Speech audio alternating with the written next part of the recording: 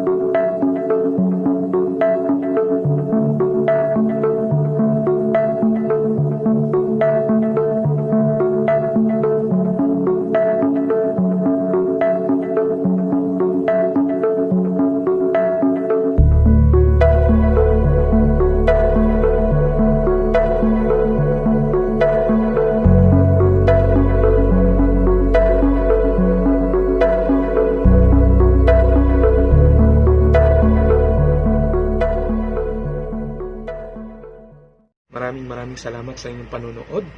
Sana hindi kayo magsawang suportahan ang ating channel. Don't forget to subscribe. Click the notification bell para lagi kayong updated sa ating susunod pang mga video. Maraming salamat and God bless.